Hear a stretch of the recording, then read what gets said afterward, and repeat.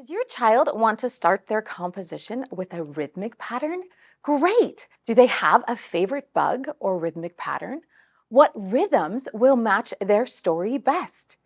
Caterpillars and grasshoppers will help their composition sound fast, whereas whole notes and half notes will help their composition sound more slow.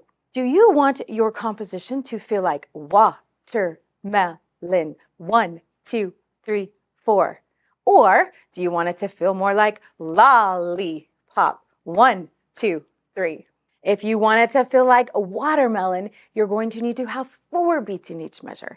And if you want it to feel like a lollipop, you're going to have 3 beats in each measure. Let's go ahead and pull out our marching bugs card along with any of your purple and green rhythm cards. And let's see if we can figure out what the rhythmic pattern is on some of our songs from our book. When we played our roll the ball, do you know what the rhythmic pattern was? I think it was going beetle, beetle. What do you think it did next? Bug, bug. Yes. Roll the ball. Do you see it? Beetle, beetle, bug, bug. And then what did it do? It's almost like a rhythmic answer to the question. It went, roll it along, roll it along. Oh, it changes. It starts the same way. It started with our beetle, beetle, and then what did it end with? Slug. Yes. That was the rhythmic pattern. Let's clap this. Beetle, beetle, bug, bug. Beetle, beetle, slug. Yes. Do you love this rhythmic pattern? Do you like how it started with beetles and then it changed to bugs or slugs? Maybe you could use this rhythmic pattern in your song. Let's figure out another one of our songs. Do you remember our Robin Hood song from second year when we were in our yellow arrows? I am Robin Hood. What's the rhythmic pattern on that one?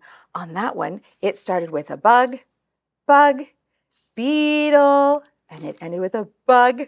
And on the answer, it went beetle, beetle, and it ended with a slug. Let's clap that rhythmic pattern together. Here we go. Bug, bug, beetle, bug, beetle, beetle, slug.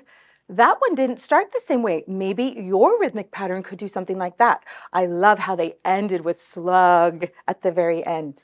Okay, let's do one more. And for this one, I want to do one of our songs in 3/4. So I'm going to just cover up our 4, and I want to do our cockles and mussels. On that one, it did our shoot the bug, and then it just did a bunch of bugs. Bug, bug, bug. Let's see if I can find all my bugs so we can do this one. Bug, bug, bug. Does that look like what cockles and mussels did? And on this one, it didn't change. It just kept doing the same rhythmic pattern. Maybe you could do that in your composition. Let's clap through this rhythmic pattern together. Here we go. Shoot the bug, bug, bug, bug. Maybe you could start your composition with that rhythmic pattern. Go ahead and pause now and make 2 measures of a rhythmic pattern that you love. You could play it over and over until it sticks. And then come up with a rhythmic answer to that question. It will probably start the same way, but then it's a good idea to end on a slug so that it feels like it ends. Then play that over and over until you feel like you have it.